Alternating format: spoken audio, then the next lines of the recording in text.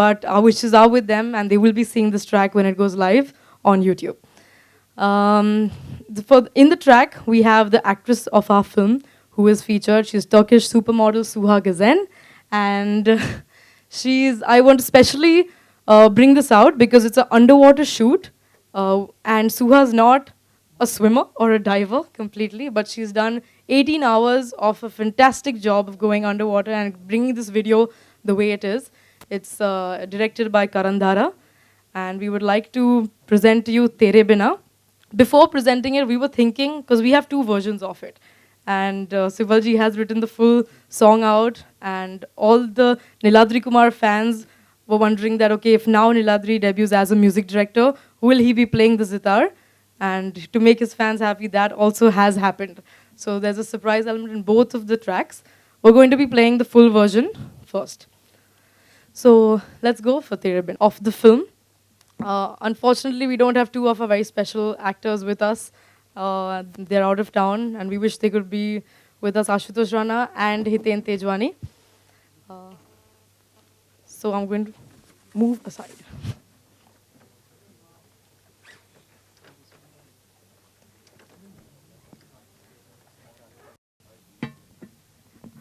We're ready for the press conference. We have with us politician, lawyer, lyricist, especially for us today, respected Mr. Kapil Sibbal. Please take the center seat. We have the music director of the track, Tere Bina, internationally recognized sitar and zitar maestro, Niladri Kumar.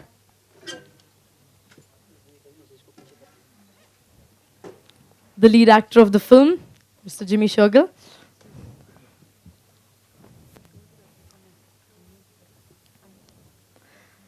We have debuting actress Suha Gazen.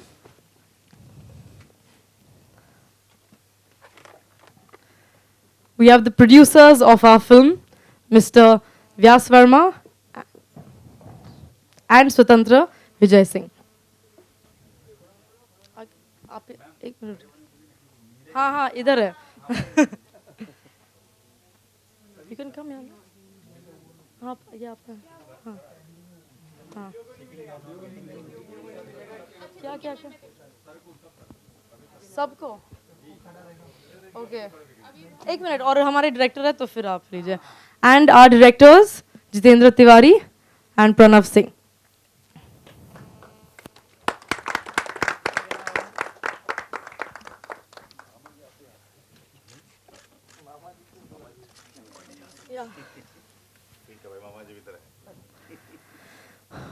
From our star cast, we have Ejaz Khan. He plays an extremely special role in this film, and wherever you feel. Which one? Next to Suha?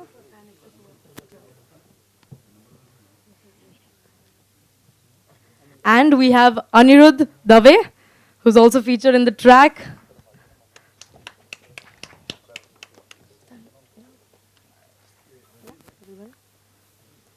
And we have our creative director on the project, Shashi Verma. Our co-producers are Prashant Vijay Singh and Aman Singh. You don't see that. Okay.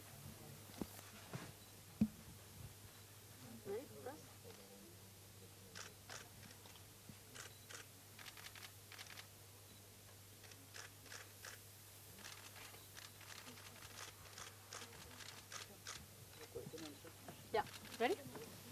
Okay, ready, everyone? Mumbai, and it's wonderful to be here today, and thank you so much. Congratulations to the team. My question is directed to Mr. Niladri Kumar. Sir, I'm a fan of your music, and it's wonderful to see you as in the role of a music director. So, what was it like to don this hat? Namaskar, greetings to everyone. You know, this place that we are in, this sunny super sound, you could say I started my honing my skills as a musician in this studio where probably thousands of sound recordings has happened here. And as a musician, sometimes was not even allowed in a way, because the hierarchy of how the music industry is, that as a musician you're not supposed to go into the monitor room and check out how the mix is sounding and how you play it. And from there to here, when today to be able to do the music for a film or song especially is I don't know. I mean, I'm speechless in a way. It's such an honor. And the added honor is to have this lyrics written by Sibbal Saab. Because when I met him, I actually was like, I didn't know what to say to see his passion. At his stature, to have this kind of passion and love. It was like I was standing with a teacup in front of a huge wave. So when the wave trying to fill the water to get some lyrics, but the wave is so huge that the teacup fills up and it empties at the same time. So I'm just left with the wet teacup. So that is the feeling when you are with such a stalwart. And then to have this song featured in a movie which has one of the most brilliant star cast, really. What actors, brilliant. So it was, I just have one word, overjoyed. Thank you. Thank you. I have one more question, please. This is for Mr. Jimmy Shergill. How is it, what's your journey been like from the soft romantic boy in Mohabbatein till now, playing the rough guy? Good evening, everyone. I think the journey started with a film called Machis, which was directed by Gulzar Saab, and then Mohabbatein, and now finally Shorgul. So, ठीक है, बहुत अच्छी रही है. I think it's been slow, it's been steady, and suddenly the boat is being rocked a bit because of the issues being created with the projection of the film. Because at the end of the day, let's come back to Shorgul, and I think it's a beautiful love story with the backdrop of politics, and a film which deals with humanity. I think that's the reason why most of the actors said yes to doing this film or being part of this film, was because above politics, above religion, it talks about humanity. And what was your greatest challenge being in this film, playing your role? The challenge to yahi tha ki I had never played a role like this, a politician that also very ambitious, and he can go to any extent to achieve what he wants to achieve. And I think बहुत कुछ जो है वो आप जब real life में नहीं कर पाते हो तो आप स्क्रीन पे करने की कोशिश करते हो. मैं ज़्यादातर जब मैं स्कूल में होता था, I always wanted to be in the armed forces. So maybe वो भड़ास मेरी, जब मेरे को लोग किसी भी चाहे वो पुलिस ऑफिसर का रोल हो, चाहे आर्मी का रोल हो, तो वो बहुत पसंद करते हैं, क्योंकि वो शायद मेरी ड्रीम थी, और उसको जब मैं स्क्रीन पे लाता हूँ बड़े पैशन के साथ लेके आता हूँ. तो वही था. तो अब आई होप कि बहुत ज़्यादा पैशन इसमें भी लोग ना ढूंढें, क्योंकि मैं कभी पॉलिटिशियन नहीं बनना चाहता था. तो बट यस, एक एक्टर की भूख होती है कि जो मैं कर रहा हूँ उसको पैशनेटली करूँ, और अगर वो ऐसी फिल्म है जिसमें लोग आपसे प्यार करने लग जाएं, तो वो वैसा रोल आप उसी पैशन के साथ निभाइए. और जिस फिल्म में आप चाहते हैं कि वो आपको हेट करें, तो आप उसको भी उतने ही पैशन के साथ निभाइए, ताकि वो बाहर निकल. तो ये सब खड़े हुए हैं ना जो ये करवाने वाले, तो क्या लुक है, क्या है, सब कुछ. तो आई थिंक सबसे बड़ा जो है वो जो अपना क्रेडिट जो है किसी भी कैरेक्टर को लेके या उसकी लुक को लेके, आई थिंक वो डायरेक्टर को और उनकी पूरी टीम को जाता है. चाहे वो डायरेक्टर हो, क्रिएटिव डायरेक्टर हो, इन लोग की पूरी एक टीम होती है, जो राइटर्स जो बैठ के वो डिस्कस करते हैं. मुझे इस वाली में सिर्फ यही था कि I never wanted this character to visually come out as a sahib, जो साहिब बीवी गैंगस्टर पार्ट 1 और 2 में मैंने किया है. तो मेरे को सिर्फ वही एक चीज़ ऐसी थी कि ऐसा ना निकल के आए. तो उसके ऊपर जो इन लोगों ने मेहनत की थी कि भाई ये नेता है, सो इसने वो कुर्ता पजामा टिपिकल नेता वाला पहनना है, उसको थोड़ा सा अलग कैसे करना है, वो इन लोगों ने उस चीज़ के ऊपर काम किया था. और इस टाइप की आई थिंक लुक भी मैंने किसी और फिल्म में ऐसी नहीं रखी है. तो आई थिंक एक मेहनत जाती है सबसे पहले फॉर द कैरेक्टर की उसकी लुक क्या होगी, और उसके बाद डायलॉग्स. आई थिंक अगेन इस फिल्म में भी कुछ बहुत कुछ तो आपने ट्रेलर में ही देख लिए हैं और बाकी सारे जो हैं वो देखेंगे। तो मैंने बुलेट राजा में मेरा एक सीक्वेंस था जो मोन्टाज के अंदर आता है और गाने के ऊपर है, तो उसमें एक रैली थी जिसको आप एड्रेस कर रहे हैं, जहाँ पर आप एक भाषण दे रहे हैं। तो वो करते हुए मुझे बहुत मज़ा आया था और मुझे ऐसा लगा था यार ये मैंने ऐसा लाइफ में कभी नहीं किया है कि इतने हज़ारों लोग हैं और उनके सामने आप वो चीज़ें जो हैं उस हिसाब से उनको, but I knew that it is coming as a montage. वो गाने के ऊपर आएगा तो उसमें कोई डायलॉग्स नहीं आएंगे। तो जब ये रोल मुझे ऑफर हुआ था तो इसमें कई सीन्स ऐसे थे जो 3-3, 4-4 पेज के, 2.5-2.5 पेज के, जिसके अंदर की बहुत बड़ी बड़ी रैलीज़ को आपने एड्रेस करना था। तो वो एक चीज़ जो है मैंने वो मंच के ऊपर चढ़ के वो फीलिंग ज़रूर ली जो आई थिंक पॉलिटिशियंस शायद लेते हैं। Hi Jimmy, this is Vedita Oya from Lehre TV over here. Acha, I wanted to ask you, is this your role inspired from real life politicians? जी नहीं मैम, ये एक simple सी चीज़ है कि जब कोई फिल्म बायोपिक होती है तो उसका एक प्रोसीजर होता है और कोई भी प्रोड्यूसर या डायरेक्टर इतना बेवकूफ़ नहीं होता है कि वो प्रोसीजर को ना फॉलो करे, क्योंकि उसके बाद एंड में आपके साथ खड़े होने वाला कोई नहीं होगा, ना सेंसर बोर्ड आपके साथ खड़ा होगा, ना सेंसर बोर्ड उस चीज़ को पास करेगा, ना कुछ होगा। तो जब बायोपिक होती है तो उसका एक प्रोसीजर होता है। आप जिन लोगों के ऊपर बना रहे हैं वो कहानी, उनसे जाके आप मिलते हैं, उनसे एनओसी लेते हैं, उनको कहानी सुनाते हैं कि ये हमारी कहानी है। उसके बाद आपके जो एक्टर्स हैं वो उन्हें जाके मिलते हैं कि इनका मैनरिज्म्स क्या है, ये ड्रेसअप कैसे करते हैं। पहले तो कास्टिंग ही उस हिसाब से होती है कि अगर किसी आदमी से मिलता जुलता रोल है तो वो कैसा देखने में लगता है, तो वैसा ही एक किरदार जो है, एक एक्टर जो है, आप उसको उस किरदार में लेके आते हो। तो ऐसा हमारी फिल्म के अंदर कुछ नहीं था। और प्लस सेंसर ने फिल्म देखी है। सबसे पहली प्लेट, आप सब तो यहाँ पे जानते ही हैं, इतनी फिल्मों की प्रमोशंस होती हैं कि सबसे पहली प्लेट ही ये होती है कि all characters in this film are fictitious and bear no resemblance to anybody, and any person living और dead bearing any resemblance is completely coincidental. तो वो प्लेट जो है वो इन इट सेल्फ एक तरीके से वो प्रूफ होता है उस चीज़ का। तो बाकी फिल्म जो है, इवेंट्स बहुत सारे ऐसे हैं जो पूरे देश भर में कहाँ कहाँ ऐसे ऐसे इवेंट्स हुए होंगे जिनको पिरो के हमने इस कहानी में, जो कि यूपी में बेस्ड है, वहाँ पर किया गया है। इट वाज आई थिंक कहीं ना कहीं फिल्म के लिए it's very good that people are bringing up all these things that real life पे बेस्ड है सारा कुछ है, which is very good for the promotion of the film. I think film जो है, जब छोटी फिल्में के पास, छोटी फिल्मों के पास वो नहीं होता है जो बड़ी फिल्मों के पास होता है कि एक बार धमाके के साथ आया हो, पूरी दुनिया को पता लग जाता है कि ये film such and such date को आ रही है। तो आई थिंक वो उस हिसाब से I think it is making heads turn, it is people are this thing. The beauty is that the normal audience is loving the promo. तो इसी तरीके से जितने ज़्यादा लोगों को पता लगेगा, वो लोग जाके फिल्म को पहले दिन देखेंगे, उन्हें फिल्म पसंद आएगी तो उतने ही ज़्यादा लोगों को अगले दिन भेजेंगे। आप समझ रहे हैं? That is what is more important. And as far as I am concern, कोई बायोपिक नहीं, it's a beautiful love story set amidst this crazy world of politics. मुझे मैं, मेरे गाने वाने नहीं है पिक्चर में, मैं थोड़ा खतरनाक टाइप का कैरेक्टर है मेरा, बहुत उस टाइप का बहुत पावरफुल एक रोल है जो लाइनों से भी आपको पता लग रहा है। तो मैं आई थिंक ऐसा कैरेक्टर मेरा अगर गाने वाने गाने लग जाएगा तो बड़ा अजीब लगेगा। तो मुझे लग रहा है कि मैं थोड़ा सा वो म्यूज़िकल चीज़ों से मेरे को उसकी वो नहीं है अभी जानकारी सर। वो डेफिनेटली बाकी की टीम जो है they will provide you with that details.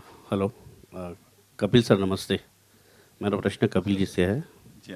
Sir, आप एक बड़े पॉलिटिशियन हो और आपने हाल ही में एक बुक भी लॉन्च की है, एल्बम, और प्लस अभी आप जो लिरिक्स लिए इस मूवी के लिए, कैसे आप टाइम निकाल रहे हो? एक तो बात वो है, और सेकंड थिंग, ऐसे कई लिरिक्स आपके पास हो तो उसमें आप आपका ये पैशन कैसे बढ़ गया, लाइक अबाउट राइटिंग लिरिक्स?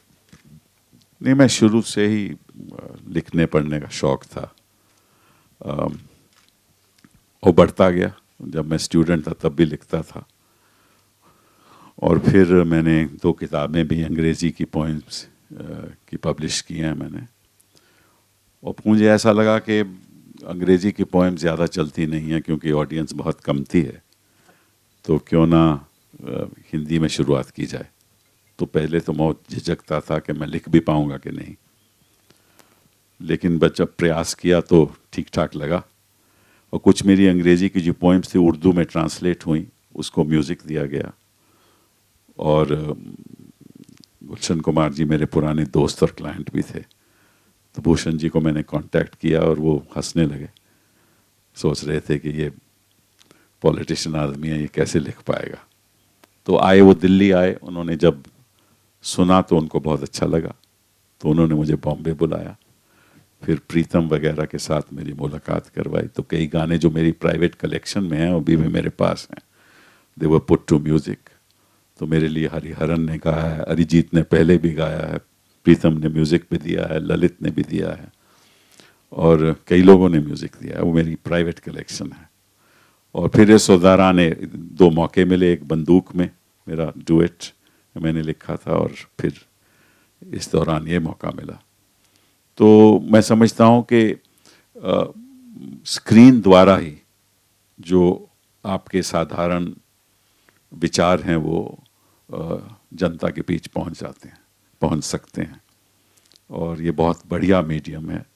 और अगर आपको एक एक्सेप्शनल म्यूजिशियन मिल जाए जैसे नीलाद्री जी हैं, और एक एक्सेप्शनल टैलेंट मिल जाए, तो समझ लीजिए कि सोने में सुहागा। तो आई थिंक इस मूवी के द्वारा जो लिरिक्स मैंने लिखे हैं, जिसकी वजह से जो सोल है लिरिक्स की वो नीलाद्री जी ने दी है, तो जब जनता तक पहुंचेगी तो उनको ये समझ में ज़रूर आएगा कि मोहब्बत के द्वारा कोई और रास्ता ज़िंदगी में है ही नहीं।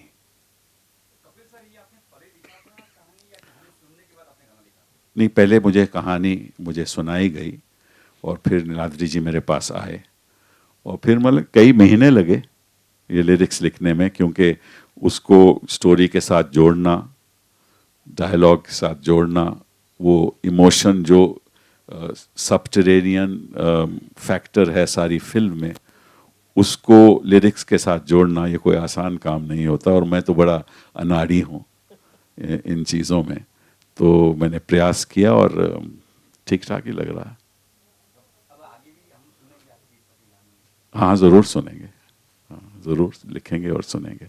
लेकिन ये इन्होंने सही कहा जिमी जी ने कि भैया एक्टर को पॉलिटिशियन नहीं बनना चाहिए, और पॉलिटिशियन को एक्टर भी नहीं बनना चाहिए। ये बहुत ज़रूरी है, पॉलिटिशियन को पॉलिटिशियन ही रहना चाहिए और एक्टर को एक्टर ही रहना चाहिए, और कुर्ते पजामे में भी नहीं आना चाहिए ऐसे जैसे प्रोग्राम में। My question Suha ji. Hi. Actually,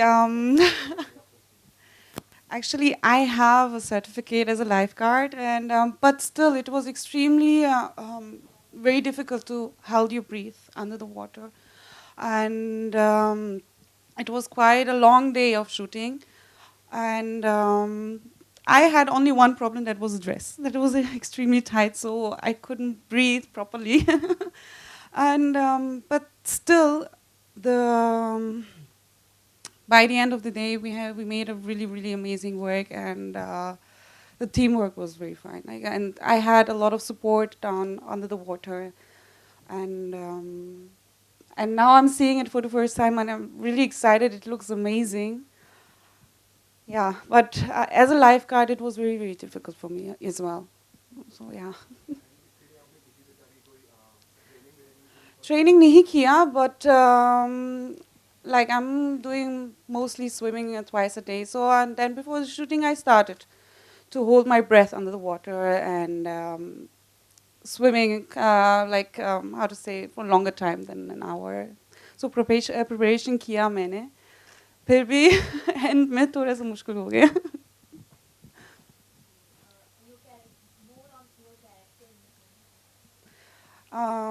My character in the movie, she is a very innocent and lovely girl, and she has a beautiful friendship with Raghu.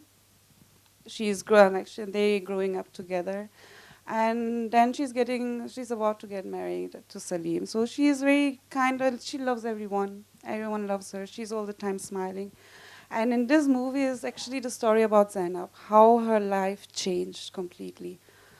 And when I read about the script and I met Pranav, So I was, in the first second, I felt very connected to Zainab. And so mostly of the time, I was also completely all the time thinking, like Jimmy sir also said, what kind of a look you're giving to the character. So, and I thought maybe a little weight gaining, that she should have the look of a normal village girl. And yeah, that's a character. She's actually not thinking about anything. She is completely fine with her life. And everything is normal, lovely, college. Yeah, that's it.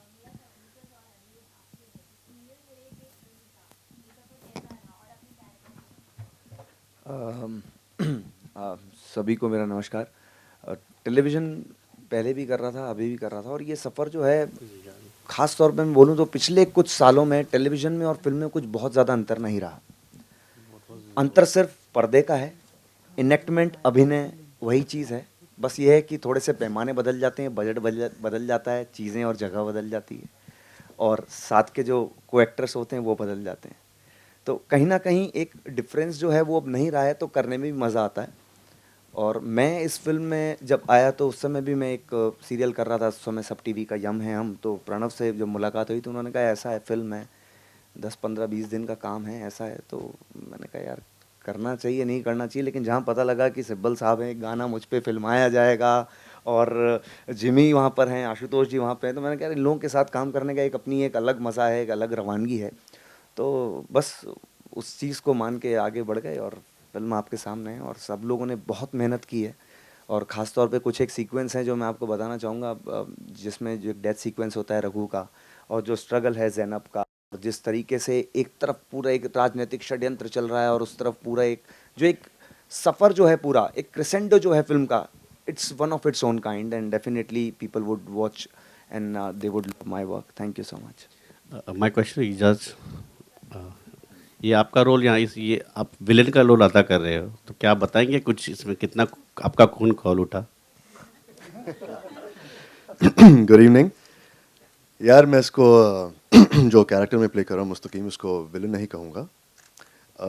मुझे लगता है कि हम जब acting करते हैं, जो भी करते हैं उसे एक बैक स्टोरी देते हैं, जस्टिफाई करते हैं उनके एक्शंस, और किसी के लिए भी जो भी आप करते हो वो गलत नहीं होता। इंस्टिंक्टिवली उस वक्त आप समझते हो कि आप सही कर रहे हो। सो मैं ये नहीं कह रहा कि फिल्म में जो मुस्तकीम ने जो भी किया या जो कर रहा है या भड़काया गया वो सही है, लेकिन बस ये कह रहा हूँ कि मुझे वो नेगेटिव नहीं लगा। और खून कितना खोला, वो तो गर्मी से ही खोल रहा था और कुछ नहीं। कुछ 48 डिग्रीज थे वहाँ, बिना पंखे के भी हम शूटिंग कर रहे थे। बहुत सब ने बहुत मेहनत की।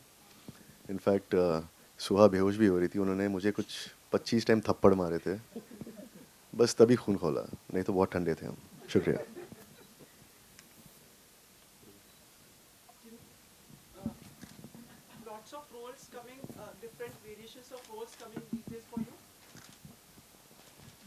Yeah, I guess so.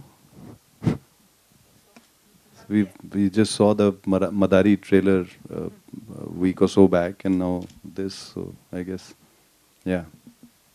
Kapil ji, काफ़ी कितने संतुष्ट लगे आपको ये एक नेता की भूमिका में? जिमी, वो कुछ अच्छी तरह से निभा रहे थे। नहीं आप तो इतने सारे मतलब अपोजिशन और खुद मैं ऐसी एक्टिंग मैंने पॉलिटिशियन में नहीं देखी। किससे सीखा? मतलब ये कांग्रेस के हैं तो कांग्रेस अध्यक्ष, ये तो इनसे पूछना पड़ेगा। क्या है सर कि आजकल ना आप लोग क्या करते हो कि ट्रेलर ही देख के बस एक्टिंग को ग्रेड करने लग जाते हो, क्या किया है काम यार, ये है वो है ऐसा। वो पिक्चर भी देख लो, उसमें भी अगर अच्छा काम किया तब बोलो। अभी तो क्या चक्कर है कि वो ट्रेलर देख के क्या एक्टिंग की है। अरे ट्रेलर में क्या एक्टिंग होती है? ट्रेलर में तो कट कट के चीज़ें आई हुई हैं, एक्टिंग तो दिखती नहीं है ट्रेलर में। तो किरदार आपका दिखता है कि भाई ये है वो है। पर आजकल वो बड़ा अजीब सा हो गया कि ट्रेलर को ही देख के लोग बोलने लग जाते हैं क्या एक्टिंग की है यार, क्या एक्टिंग हो। पहले पूरी पिक्चर देखो तब बोलो। क्या पता पिक्चर में बहुत गंदी एक्टिंग की हो।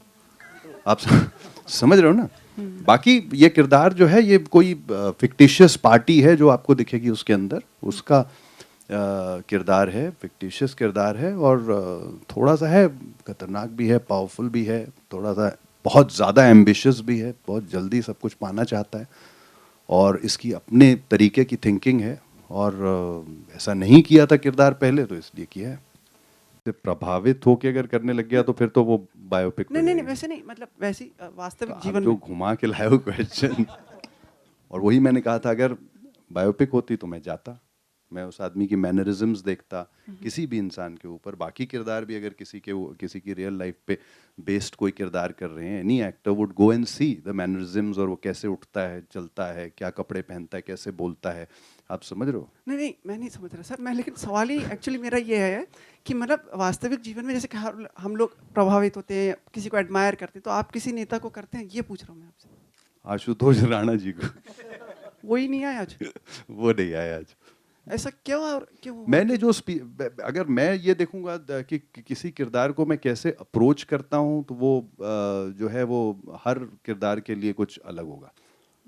अब मैंने फगली में एक बहुत ही नेगेटिव पुलिस ऑफिसर का रोल किया था, तो अब ऐसा तो मैं कहाँ जाके ढूंढता है ऐसा वाला आदमी जिसको मैं फॉलो करूं और उससे देखूं कि ये नेगेटिव कैसे करता है या क्या करता है। तो अपने ही दिमाग में बहुत सारी चीज़ें चल रही होती हैं। डायरेक्टर बहुत सारी चीज़ें लेके आया होता है कि इसका रंग ढंग ये होगा, इसका चलने का तरीका ये होगा, इसका इस टाइप के कपड़े ये पहनेगा, इस टाइप की लुक होगी इसकी, इस तरीके से वो करेगा। आधी चीज़ें उसकी होती हैं, आधी चीज़ें जब आप ऑन द स्पॉट पहुंचते हो, कई बार हम लोग को फिल्में गुरिल्ला स्टाइल करनी पड़ती हैं कि जो सर रेडी है, सर पूरा अभी पब्लिक रेडी है, 55 डिग्री का टेम्परेचर है, ये सब भाग जाएंगे, जल्दी से आइए और जल्दी से कर। तो कई बार आप सोचते भी नहीं हो कि हाथ ये वाला उठाऊंगा कि वो वाला उठाऊंगा, तो आगे पहले एक उठा देते हो, फिर दूसरा, और फिर दोनों उठा देते हो, और फिर तो उतनी देर में टेक ओके हो जाता है, बाद में आप देखते हो तो ये तो बहुत अच्छा लग रहा है यार। तो कई बार चीज़ें ऐसे भी हो जाती हैं, ठीक है ना सर? समझ गया। तो ज़रूरी नहीं है कि किसी को देख के या किसी को वो करके ही करना पड़े। नहीं, कपिल जी, मैं आपसे पूछ रहा था, जैसे ये कह रहे हैं बायोपिक के लिए, किस मतलब नेता के ऊपर आप बायोपिक देखना चाहेंगे? किस नेता के ऊपर बायोपिक देखना चाहो? हम देख ही रहे हैं रोज वो नेता। मतलब सर कौन? अब आप समझ गए, कितने समझदार तो हुआ। उनके अलावा आपको जवाब मिल गया। सर ये आपने कितने समय में ये जो लिखा गाना, कितना समय लगा आपको सर? वक्त लगता है इसमें, काफी 2-3-4 महीने लगे, क्योंकि हम हर वक्त चेंज हो रहा था कि ये इसमें बैठता नहीं है, अरिजीत ऐसे गा रहा है, वो कह रहा है कि आप इसको भी चेंज करो, ये अल्फाज यहाँ बैठते नहीं हैं, तो चेंज करना पड़ता था। जिमी जी, जैसे आजकल तो कई बार ऐसा भी, जैसे जो ज्ञान मिला है हमें, कि मतलब सेट पे ही गाने लिख दिए जाते हैं, तो मतलब आप तो मतलब काफी सोच विचार के मतलब लिखते होंगे फिर। मुझे तो मालूम नहीं, क्यों, मैं तो सेट कभी गया नहीं। सर आगे फिल्मों के लिए भी आप कहानी वगैरह या कुछ लिखेंगे ऐसा? नहीं, ऐसा आप पूछोगे मैं एक्टिंग भी करना शुरू करूंगा कि नहीं? ये सब कुछ नहीं, मैं शौकिया तौर पे करता हूँ, कोई मेरा बिजनेस नहीं है, मेरा कमर्शियल इंटरेस्ट नहीं है, शौकिया तौर पे मैं करता हूँ और शौकिया तौर पे करता जाऊंगा, मुझे कोई और इंटरेस्ट नहीं है मेरा। प्रोड्यूसर्स ऑफ द फिल्म काफी शोर मच रहा है आपकी फिल्म का रिलीज की, काफी संतुष्ट हैं आप इस चीज से? बहुत संतुष्ट हूँ। The credit goes to the PR team. सभी को मिलना चाहिए इस चीज़ का। तो ओके सर, कई बार जो हम लोग न्यूज़पेपर्स में जो देख रहे हैं, कई ऐसे वाद विवाद की बातें आती हैं, कितना आप इसको सही मान रहे हैं? कई बार डायरेक्टर्स के बारे में बात आती है, कई बार म्यूजिक डायरेक्टर्स के बारे में बात आती है, तो आप नहीं, हमारे पास इस तरीके का कुछ नहीं है, सभी लोग यहाँ पे मौजूद हैं, आप सबको देख रहे हैं, सभी लोगों से बात कर रहे हैं, सभी लोगों से आप बात कर रहे हो, तो उसमें आप देख सकते हो कि हमारी पूरी टीम यहाँ पे है, तो किसी भी तरीके का कोई बात नहीं आ रही है, वो थोड़ा बहुत तो होता ही है। थैंक यू सो मच, शुभकामनाएं आपको फिल्म के लिए।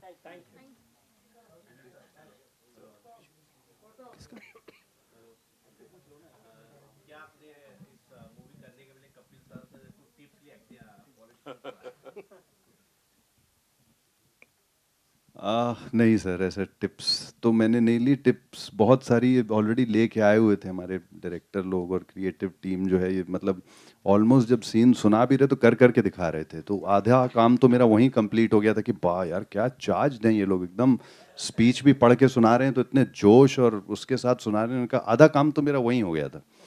और सिब्बल साहब को मैं उधर लॉन्च पे, मतलब जब हम लोगों ने फिल्म को लॉन्च किया था, उस टाइम पे। और बाकी आई थिंक सिब्बल साहब ने जिस तरीके से कहा कि वो लिरिक्स लिख रहे हैं, लिरिक्स ही लिखते रहेंगे, तो मैं भी बोल रहे हैं कि भाई एक्टिंग नहीं करेंगे और प्रोड्यूस भी नहीं करेंगे, है ना सर? सो हम भी अपनी एक्टिंग ही करते रहें तो बढ़िया है।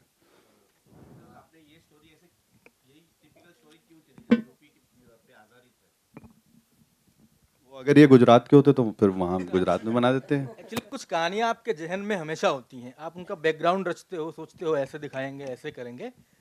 तो ये ऐसे ही थी, कुछ चीज़ें, कुछ घटनाएं हम लोगों के दिमाग में थी। तो एक दिन मैं और प्रणव बैठे हुए थे, हम लोगों ने डिसाइड किया कैसे करते हैं। तो initially it was planned internationally, नहीं? फिर हम लोगों का, हाँ, बांग्लादेश, नहीं, न्यूज़पेपर की तमाम जैसे न्यूज़ होती हैं, कोई भी घटना कभी कभी आप न्यूज़ में पढ़ते हो या कहीं पे देखते हो तो आपको झकझोर सी देती है। आपको लगता है कि यार इस दौर में भी जहाँ पे इतनी नकारात्मकता फैली हुई है, नेगेटिविटी फैली हुई है, उसमें भी लोग मानवता को बचाने के लिए आगे आ रहे हैं, कुछ बढ़िया कर रहे हैं। तो उससे आप इंस्पायर्ड होते हो। आपको लगता है कि ये कहानियाँ ज़्यादातर लोगों को पहुँचनी चाहिए, ज़्यादातर लोगों को ऐसा ही सोचना चाहिए जिससे हमारा समाज लंबे समय तक बचा रहे। तो ऐसे कुछ घटनाएं थी, कुछ न्यूज़ थी हम लोग के पास में। तो एक दिन ऐसे बैठे हम लोग डिस्कस कर रहे थे, तो हम लोग इंटरनेशनली बनाना चाह रहे थे कुछ इस तरीके का। फिर फाइनली सेटल हुआ नहीं, और चूंकि हम लोग यूपी से ही हैं तो यूपी वाले ड्रामा और पॉलिटिकल ड्रामा इन दोनों को बड़ा अच्छे तरीके से हैंडल कर लेते हैं। तो इस तरह हो गई सब। बहुत बेहतरीन एक्टर है, मैं इनका बड़ा प्रशंसक हूँ हासिल के दिनों से। तो जाहिर सी बात है, मुझे लग रहा था कि ये कैरेक्टर ज़्यादा अच्छे तरीके से कर लेंगे। और कोई ऐसा ही आदमी हमको चाहिए था कि जो आपने डायलॉग डिलीवरी देखी ना, जिन्हें ये पसंद नहीं यहाँ से जाना होगा, तो ऐसा आप बताओ कोई बोल सकता था क्या? नहीं, सर बोल चुके हैं, अब इनके सामने हम क्या बोल तो दिया है इन्होंने, बोलते बोलते में यही ऐसे ही स्क्रिप्ट भी सुनाते सुनाते में ये लोग कर देते थे, एकदम बोलते निकल जाते थे।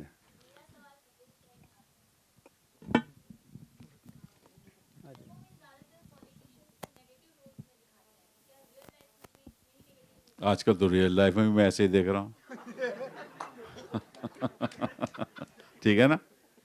हम प्रयास कर रहे हैं। देखिए ऐसा है, आप जितना मर्जी आक्रमण पॉलिटिशियंस पे करो, बिना पॉलिटिशियंस देश भी नहीं चल सकता, बिना पॉलिटिक्स देश नहीं चल सकता। आपका संविधान होगा तो पॉलिटिक्स होगी।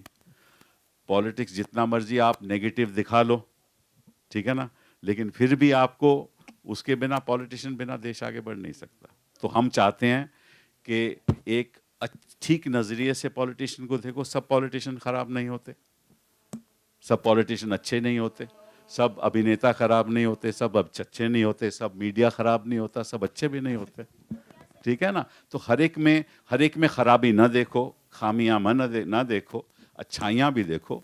बैलेंस्ड चीज़ होगी तो देश आगे बढ़ेगा। सभी पॉलिटिशियंस को आप दिखाओगे कि सभी चोर हैं तो देश आगे नहीं बढ़ सकता। जो कि इस फिल्म में है। आप सारे पॉलिटिशियंस को गलत नहीं देखेंगे, इसमें कुछ पॉलिटिशियंस हैं जो अपने उसके लिए कुछ तरीके से कर रहे हैं, और कुछ हैं जो अच्छी लाइट में आपको दिखेंगे, जो कि रियल लाइफ में होता है।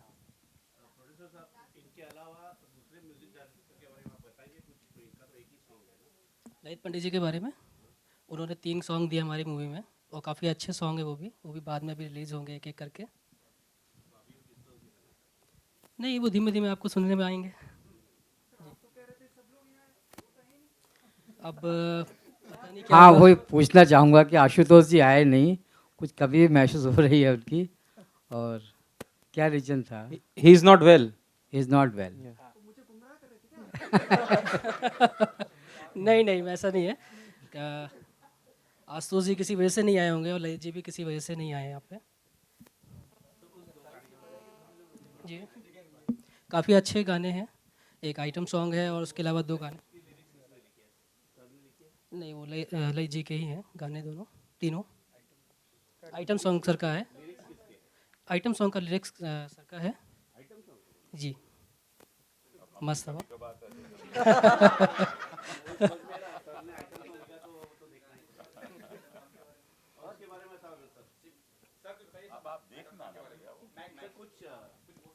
देख लेना भैया, अभी बताने का कोई तुक नहीं है इस समय।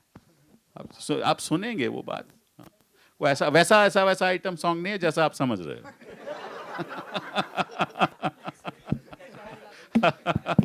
आपको पसंद आएगा।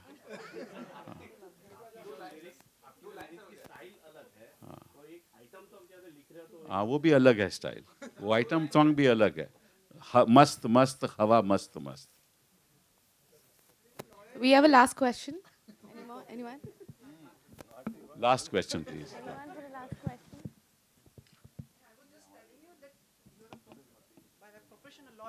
Yes, actually by choice I was a teacher. Yes, sir.